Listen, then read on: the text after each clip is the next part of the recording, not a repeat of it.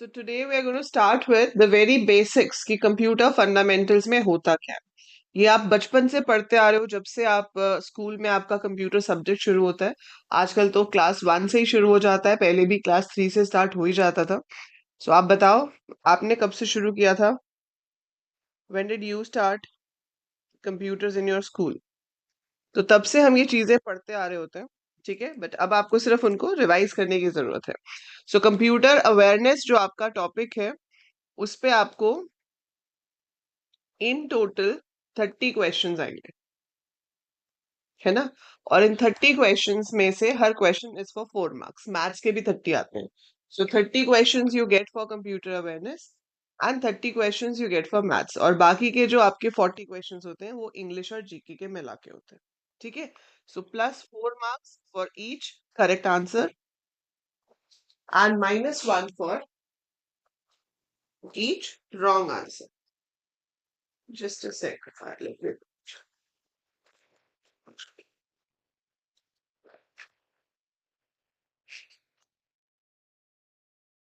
right? That's how it works.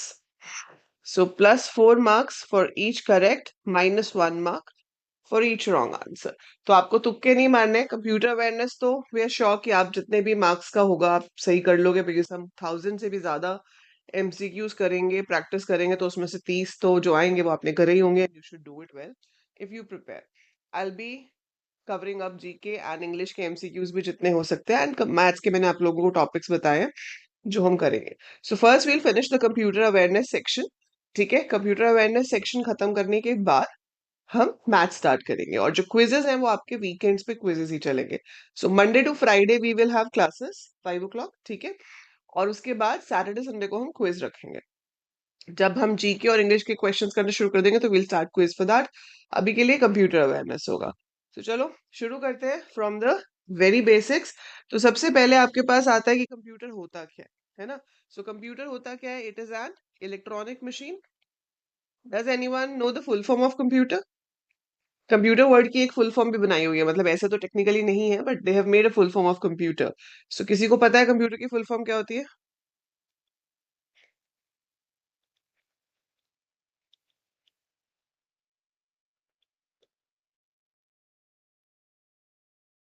तो इसमें हमारे पास जो डेटा है, रॉ डेटा, वो जाता है कंप्यूटर या जो भी प्रोसेसिंग डिवाइस है आपका, और वहां से निकलती है information. So data is processed to get the information. और इसकी फुल फॉर्म कुछ ऐसे होती है। सी से क्या हो जाता है? Commonly operated. So it's commonly operated machine,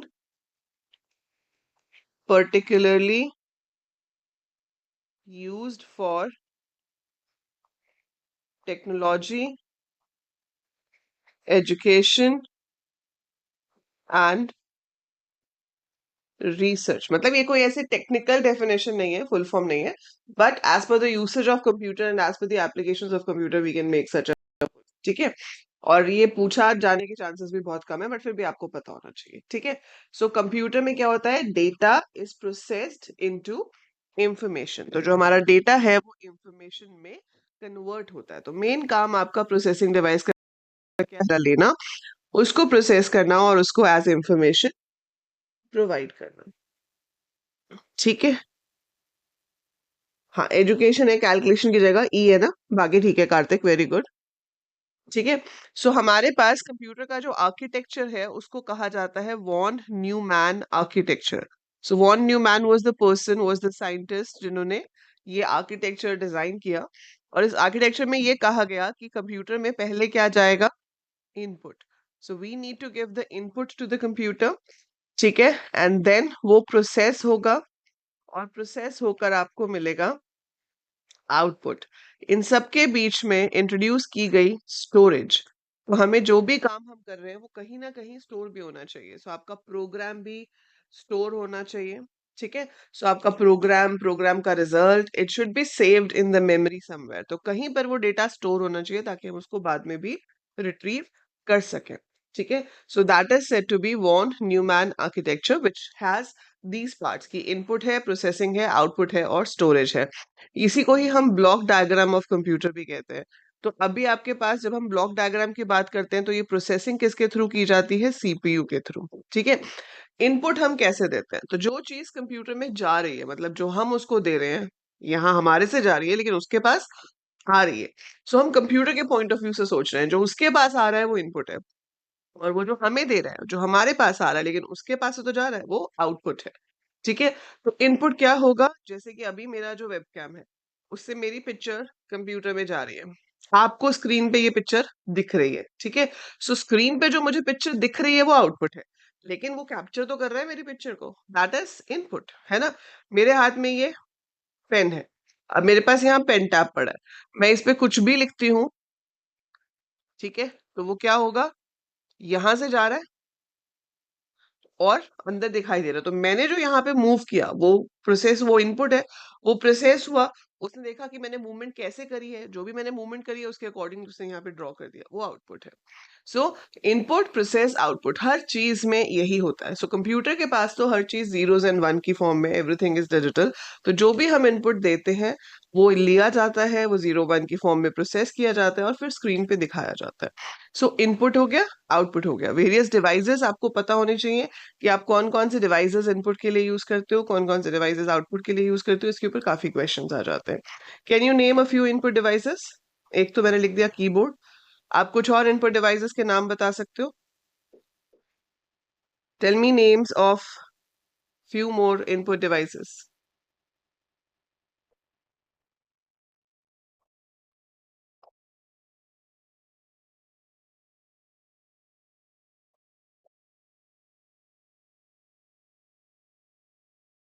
Hari up. Commonly use input devices, mouse. ठीक है। सो कीबोर्ड और माउस तो सबके पास ही होता है। अब आजकल डेस्कटॉप की जगह लैपटॉप ज्यादा हो गए हैं तो हम ट्रैक पैड कह सकते हैं, फिर भी कई लोग कंफर्टेबल फील नहीं करते ट्रैक पैड पे, तो they use an external mouse to the laptop. ठीक है। So mouse is your pointing device. Then you get scanner. अगर आपको किसी भी हार्ड कॉपी को डिजिटाइज करना है, मतलब anything you have on the paper, और आप उसको डिजिटल फॉर्म में कन्वर्ट करना चाहते हो, आपकी पुरानी फोटोग्राफ है, डॉक्यूमेंट्स हैं, तो उसको हम स्कैनर की हेल्प से कर सकते हैं। कैमरा। ठीक है। सो आपका डिजिटल कैमरा और web camera, that also comes under input because that helps you to take the input to the computer. Mike, very good Muskan. Microphone, ठीक है, आप माइक में बोल रहे हो तभी साउंड अंदर जाएगी, अगर माइक नहीं होगा तो साउंड का इनपुट नहीं होगा। Very good. Then we have joystick, that's an input device which is used for gaming. आपने देखा होगा रिमोट्स पे भी, तो हमारे पास क्या होता है, एक छोटा सा मतलब जो आपके PS5 या निंटेंडो या एक्सबॉक्स के रिमोट्स है उस पे तो छोटा सा एक गोल बटन होता है, ठीक है, उसको हम क्या कह सकते हैं? Joystick. It's like somewhere over here, जिससे आप ऑब्जेक्ट्स को ऊपर नीचे मूव कर सकते हो। ठीक है। तो उसको हम जॉयस्टिक कहते हैं। और जो आपके गेमिंग आर्केड में बड़ी बड़ी गेमिंग वो होती है मशीन्स, उसमें आप देखते होगे लिवर टाइप होता है, so we can move it, so that is called joystick. उसके अलावा और बताओ। लाइट पेन होता है एक, जैसे चालान वगैरह होता है तो वहां पे साइन कराते हैं। हाँ, स्टाइलस हो गया। ठीक है, ये पेन टैब एंड स्टाइलस, ये भी इनपुट हो गया। एक होता है डिजिटाइजर। डिजिटाइजर भी पेन टैब जैसा ही होता है, लेकिन वो स्पेसिफिकली होता है आर्टिस्ट लोगों के लिए जो ड्राइंग्स बनाते हैं। तो वो प्रेशर भी मेजर करता है कि कितने प्रेशर से आपने पेन को पकड़ा हुआ है, कहाँ पे आप कैसा स्ट्रोक दे रहे हो, अकॉर्डिंगली इट रिएक्ट्स। ठीक है। सो ये सारे हमारे इनपुट डिवाइसेस की कैटेगरी में आ जाते हैं। ओके। ये यहाँ प्रोसेस होंगे, प्रोसेस होने के बाद अब आउटपुट आएगा। सो फटाफट बता दो आउटपुट डिवाइसेस कौन कौन से होंगे। एक जो आप सबको दिख रहा है और मुझे दिख रहा है वो है मॉनिटर। अभी आप अपनी फोन या लैपटॉप की स्क्रीन पे मुझे देख रहे हो, मैं भी पढ़ाते हुए अपनी ही स्क्रीन देख रही हूँ, है ना? So what output device we are having right now in front of us is monitor. Yes Harman, ये इनपुट डिवाइस है। Optical character reader, barcode reader, ठीक है, OCR, OMR, ये सारे आपके इनपुट डिवाइसेस हैं। सो OCR ऑप्टिकल कैरेक्टर रिकॉग्निशन कहते हैं इसको। OMR optical mark reader. Touch screen, yes touch screen is both both input and output, तो वो इनपुट तो ले ही सकता है यहाँ से। ठीक है, और आउटपुट भी दे सकता है।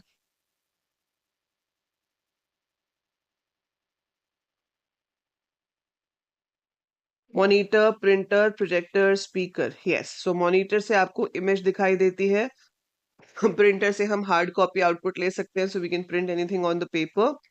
Then you have the projector, ठीक है, जिसकी हेल्प से आप वो जो पर्दे पे पिक्चर चलती है ना, तो वो देख सकते हैं। सो प्रेजेंटेशन के लिए यूज होता है। आजकल लोग घर में भी बड़ा टीवी लगाने की जगह प्रोजेक्टर यूज कर लेते हैं एंड वॉल के ऊपर पिक्चर चला सकते हैं, है ना। स्पीकर्स, जिससे आपका साउंड आएगा। 3D प्रिंटर्स हो गए, हेडफोन्स,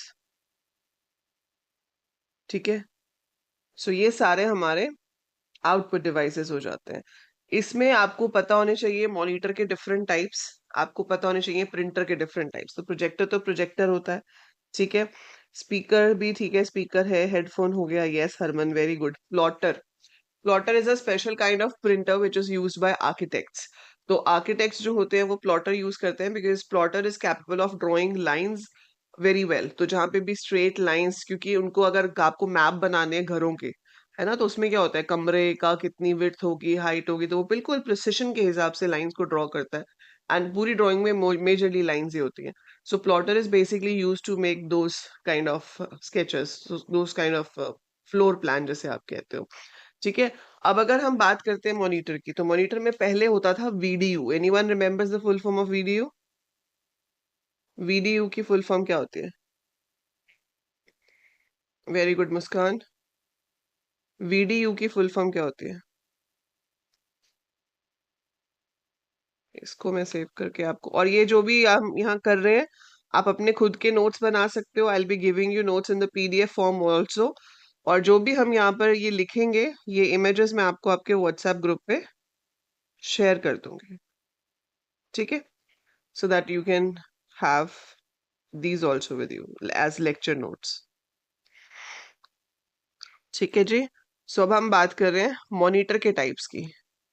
तो मॉनिटर के टाइप्स में आपके पास क्या आ जाएगा? पहले होते थे VDU.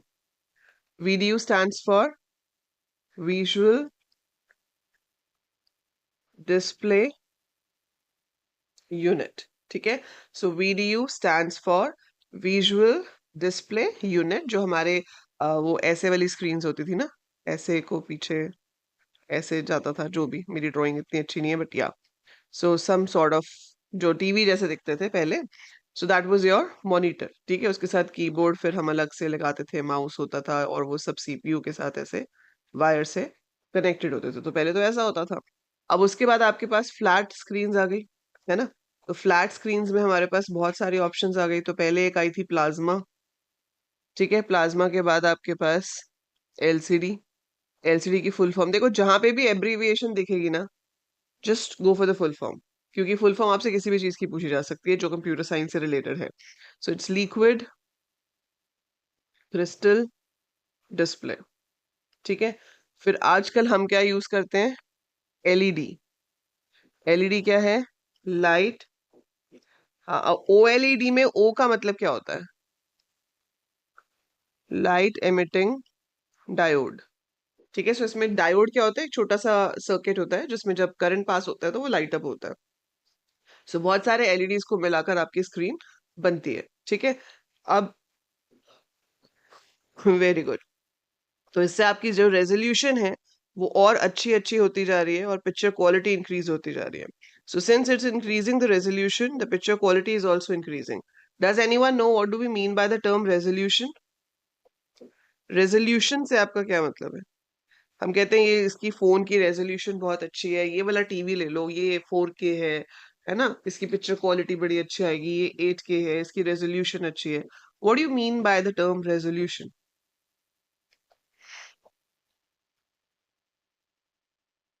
The smallest unit on the screen, the smallest dot on the screen is called pixel. ये भी MCQ आया हुआ है. What do you call the smallest dot on the monitor?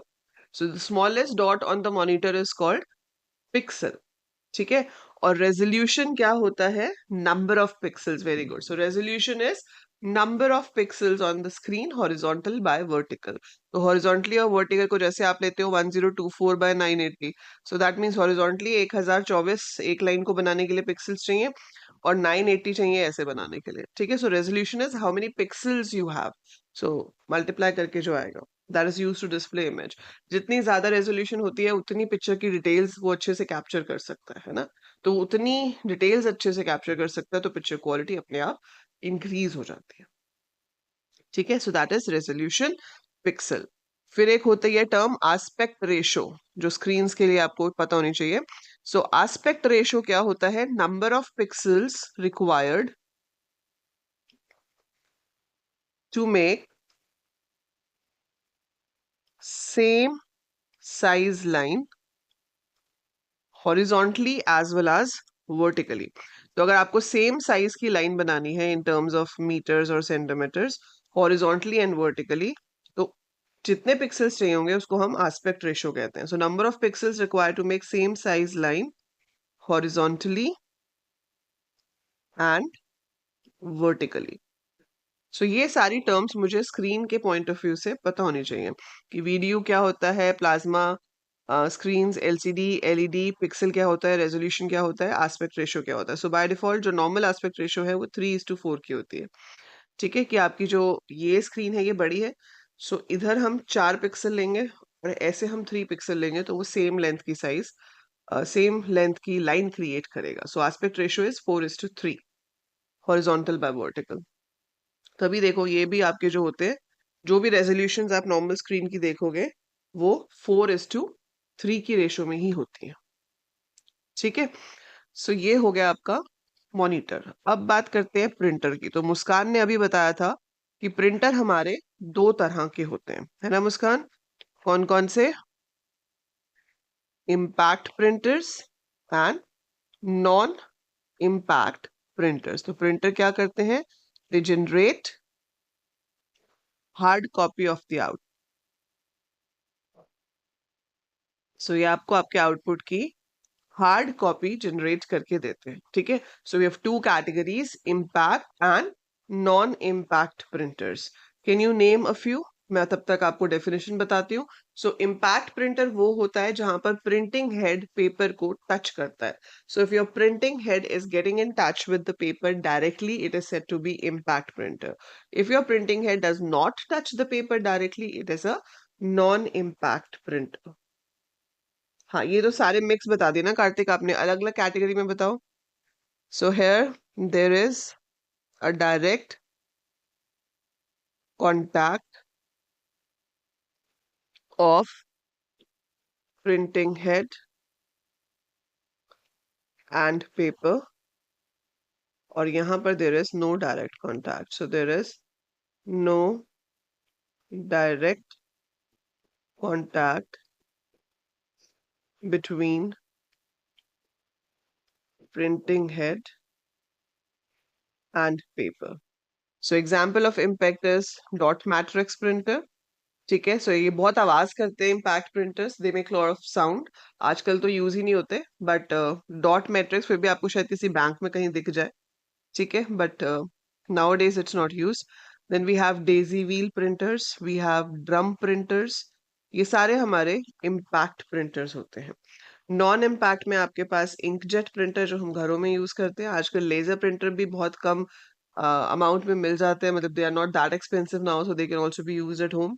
ठीक है, थर्मल प्रिंटर। सो ये सारे आपके नॉन इम्पैक्ट कैटेगरी में आते हैं। इसमें क्या होता है कि पेपर के ऊपर एक चार्ज क्रिएट कर देते हैं। सो आपको पता है कि positive and negative charge attracts each other, वो हम साइंस में बचपन से पढ़ते आ रहे हैं। ठीक है, तो आपका जो पेपर है उसके ऊपर they put a positive charge जहां पर प्रिंटिंग चाहिए, और नेगेटिव चार्ज इंक जो होती है वो उसके ऊपर अट्रैक्ट हो जाती है without having any contact between the printing head and the paper. तभी आप देखोगे जब इंकजेट से पेपर प्रिंट होके आता है तो वो इंक थोड़ी गीली होती है, आपको सुखाना पड़ता है। अगर आपने उसी टाइम टच कर दिया तो वो फैल जाएगी। ठीक है, सो लेजर में वो प्रॉब्लम नहीं होती क्योंकि वहां लेजर के थ्रू चार्ज क्रिएट होता है, but it creates a charge and then the ink attracts that and then it is printed. So that's how non impact printers work. ठीक है, तो आपको याद रखना है दोनों टाइप्स। आपको ये याद रखना है कि इम्पैक्ट के एग्जाम्पल्स कौन से हैं, नॉन इम्पैक्ट के एग्जाम्पल्स कौन से हैं। यहां तक कोई डाउट है किसी को? एनी डाउट स्टिल है? क्लियर है?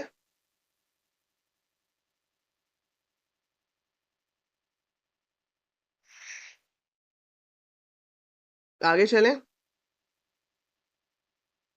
इसको क्या वाला से, अब इसके बाद आपके पास है बीच में जो था, दैट वाज योर प्रोसेसिंग। ठीक है, प्रोसेसिंग की बात अगर हम करते हैं तो सीपीयू, सीपीयू की full form central processing unit. तो ये सेंट्रल पार्ट हमारा था और इसके नीचे हमने बनाई थी मेमोरी।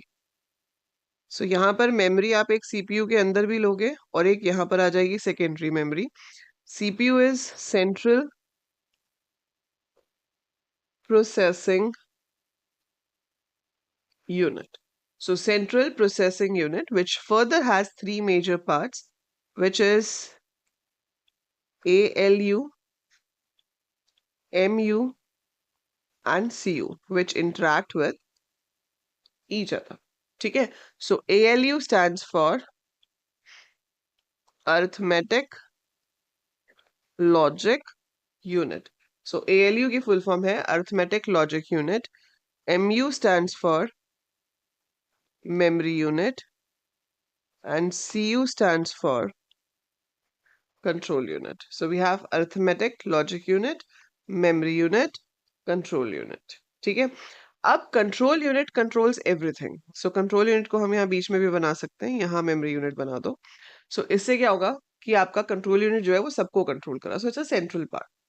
सो मेमोरी यूनिट जो है that is basically primary memory. तो जो सीपीयू में मेमोरी यूनिट है उसको हम प्राइमरी मेमोरी भी कह सकते हैं, और जो एक्सटर्नल होती है वो सेकेंडरी मेमोरी या फिर ऑक्सिलरी मेमोरी होती है। ठीक है, so you call it auxiliary memory as well.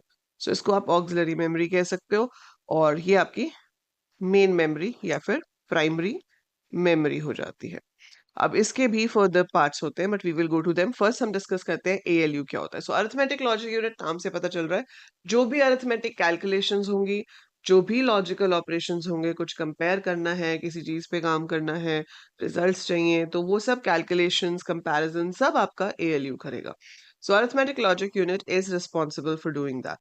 उसके बाद आपके पास आ जाता है कंट्रोल यूनिट, जिसका काम है डेटा फ्लो को कंट्रोल करना। तो कब इनपुट डिवाइस से डेटा हमारे पास आएगा, वो कहाँ जाएगा, रैम में, रोम में कहाँ स्टोर होगा, फिर वहां से कब वो आउटपुट पे जाएगा, कब एएलयू के पास जाएगा, उसको सेकेंडरी में स्टोर करना है या नहीं, everything is taken care by the control unit. ठीक है, एंड मेमोरी यूनिट जो है आपकी प्राइमरी मेमोरी, उसके दो मेजर पार्ट्स होते हैं। So primary memory further has two major parts, and that is RAM and ROM. फटाफट से फुल फॉर्म्स बता दो मुझे। Tell me the full form of RAM and ROM. Write it down in the chat fast.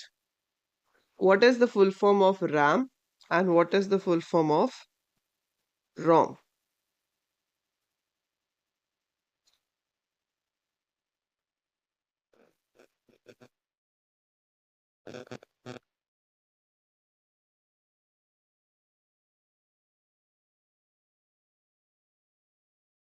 Random access memory.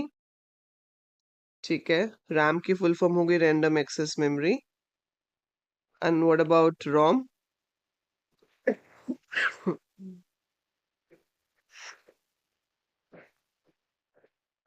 Read only memory. Very good. So RAM stands for random access memory and ROM stands for read only memory. Anyone knows the difference between the two?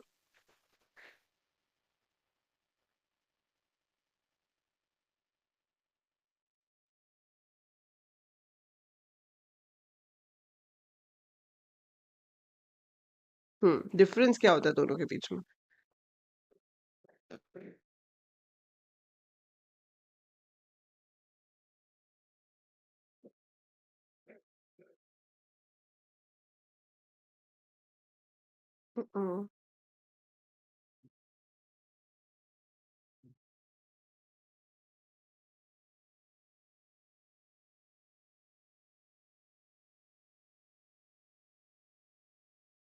RAM is main memory.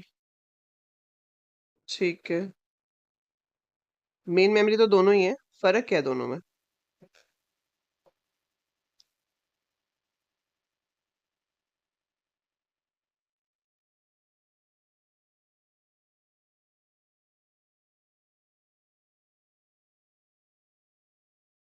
RAM is temporary, yes, RAM is temporary, ROM is permanent.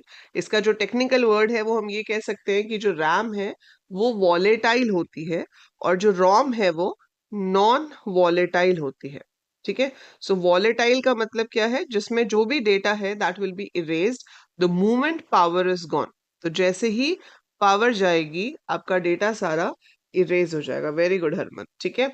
सो जैसे ही power जाएगी the data will be erased, whereas non volatile में जो data है वो वहीं पर रहता है, उसमें कुछ नहीं होता, वो परमानेंट है। So ROM is non volatile, RAM is volatile. फिर रैम में हम रीड और राइट दोनों ऑपरेशंस कर सकते हैं।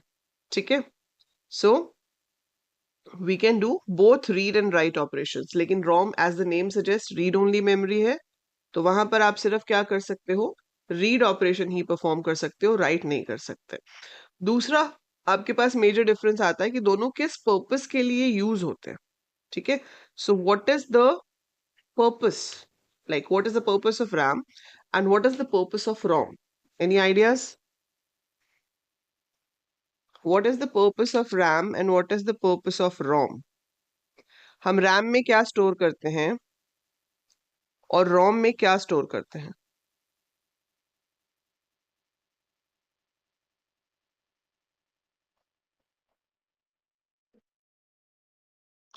RAM is used to store everything whatever your processor needs, है ना? तो जो भी मेरे प्रोसेसर को चाहिए है वो आपका RAM में स्टोर होगा। सो whatever is required by the current processing by the processor, it has to be there in the RAM। ठीक है, और ROM में क्या होता है? आपका स्टार्टअप इंस्ट्रक्शंस, कि आपका कंप्यूटर स्टार्ट कैसे होगा, हमारा जो ऑपरेटिंग सिस्टम है वो कैसे लोड होगा और फिर कैसे वो काम करेगा। ठीक है, so that all comes under your ROM. हाँ, ठीक है, सो ये आपके पास रैम एंड रोम का डिफरेंस हो जाता है। अब ऑब्वियसली थ्योरी पेपर तो है नहीं कि रैम और रोम में डिफरेंस लिखने के लिए आएगा, बट यू शुड नो कि दोनों में स्टोर क्या क्या होता है। ठीक है, सो रैंडम एक्सेस मेमोरी है, we can perform both read as well as write operation. Here only read operation can be performed। ठीक है, BIOS basic input output system जो है वो आपका रोम में स्टोर होता है और इसको हम बूटस्ट्रैप लोडर भी कहते हैं। जो बूटिंग का मतलब क्या होता है? बूटिंग का मतलब होता है स्टार्टिंग अप अ कंप्यूटर, है ना? So the term booting means starting up a computer. So when you start a computer it's called booting. Booting भी दो तरह की होती है, hot booting and cold booting. Do you know the difference? Do you know the difference between hot booting and cold booting?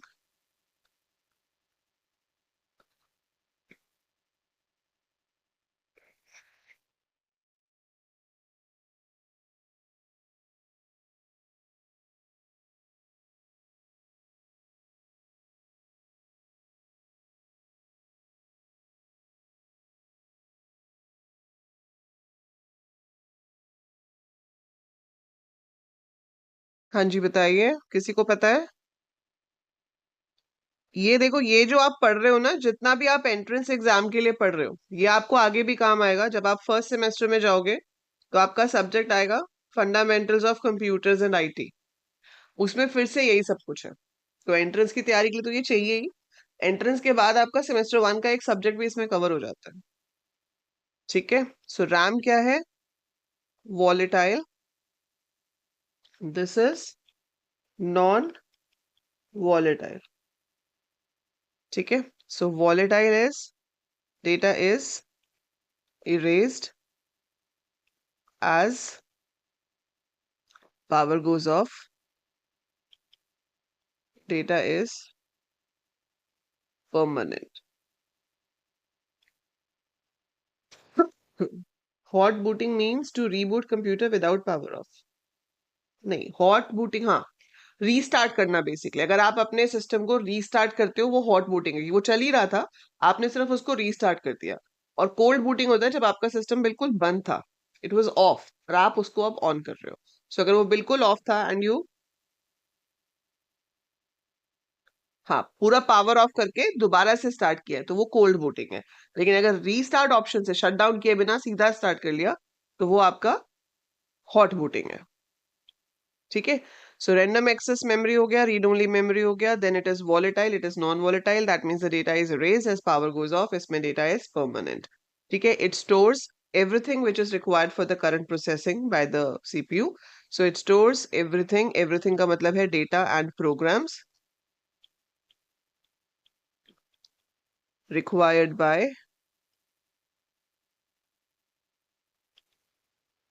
the CPU for current processing. And इसमें क्या होता है? It stores instructions to start the computer.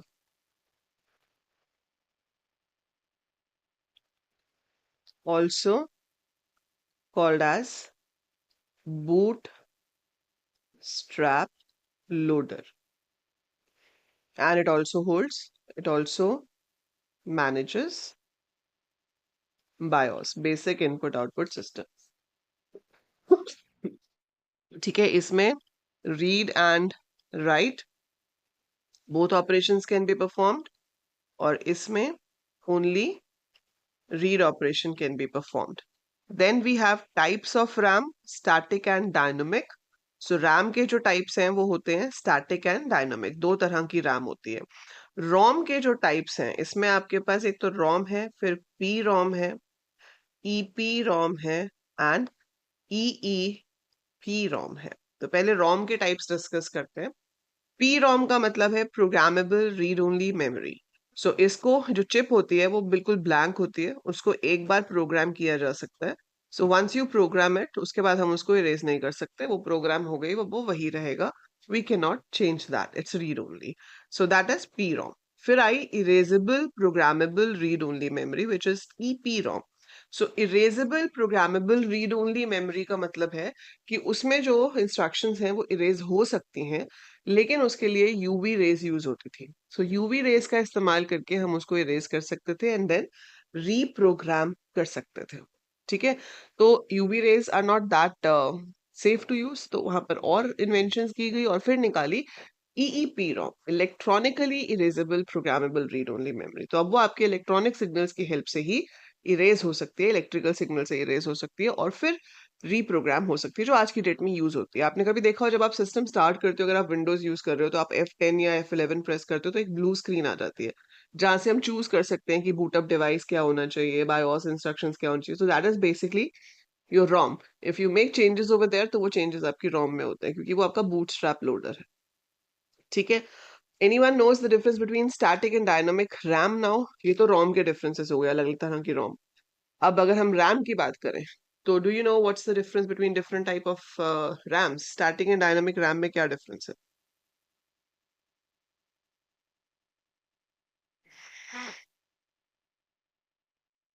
Yes.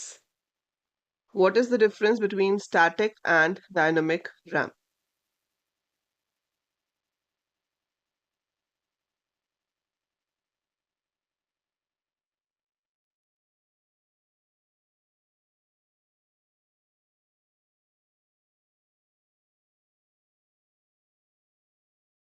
हाँ जी.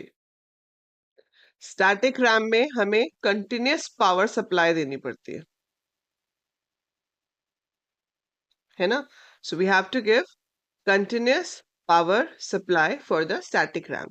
Dynamic RAM में special capacitors use होते हैं जो कि करंट को कुछ देर तक अपने अंदर स्टोर करके रख सकते हैं. तो उसमें हमें रिफ्रेशिंग साइकिल्स देने होते हैं. तो उसमें क्या होता है कि आपके पास एक बार इलेक्ट्रिसिटी पास हुई, रैम में कुछ स्टोर्ड है, अब जब तक वो कैपेसिटर्स करंट को होल्ड कर सकते हैं तब तक वो स्टोर्ड रहेगा.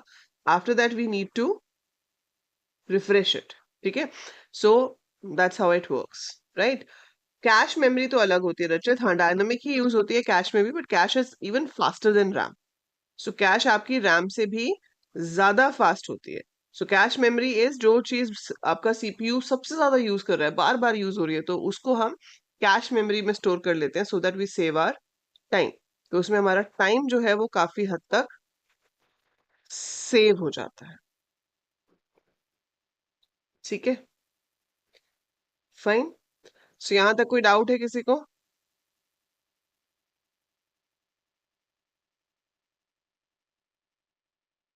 Any doubts till here, any one of you? तो ये सिर्फ बिल्कुल बेसिक बेसिक चीजें, आपका जो पूरा स्ट्रक्चर है कंप्यूटर का उसके बारे में। Input output processing. अच्छा, ऑक्सिलरी स्टोरेज रह गया। ऑक्सिलरी स्टोरेज में बताओ क्या क्या आता है? What do you get in secondary storage? Secondary storage devices में क्या क्या आएगा?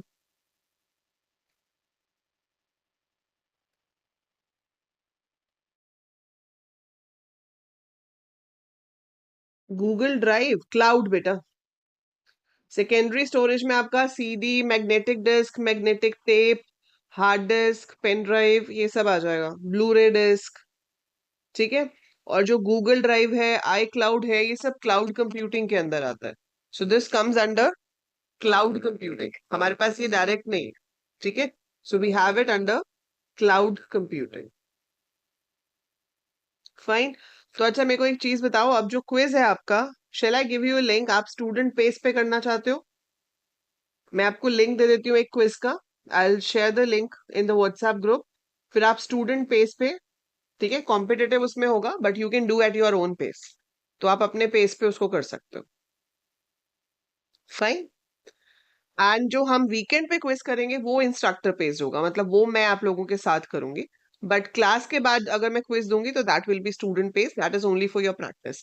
और जब आप थोड़ा सिलेबस कवर कर लोगे तो आपके जो कोर्स में मॉक टेस्ट है, स्टार्ट डूइंग दोस। ठीक है, आई होप आप सबने देख लिए होंगे। So if you go to the course,